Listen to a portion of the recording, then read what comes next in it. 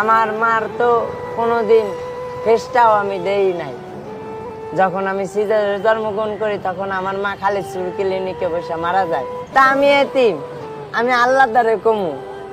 আমার যা কষ্ট হইতাছে না, আমি মানুষের দাদা হাত পাইতে পাইতে খাইতেছি না, আল্লাহ দেখতেছে না, আল্লাহর বিচার একদিন করব।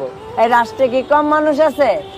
হ্যাঁ, চাইলে তো হেল্প করতে পারে, 500 টাকার ব্যাপার, চাইলে তো হেল্প করতে পারে, কিংবা আমার হাতটা ধইরা লগে করে বড় বাজার নিয়ে যাইতে পারে, এমন কোনো দয়ালু ব্যক্তি নাই।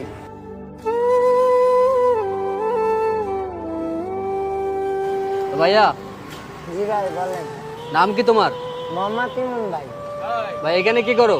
ভাই বোতল কুড়াইতেছি। এর ভিতর কি দেখি? বোতল ভাই। এর ভিতর বোতল? জি ভাই। তোমার বাড়ি কোথায়? ভাই আমার জন্মস্থান হলো খালিশপুর আলমনগর, মুন্না খালিশপুর। মাদার মিল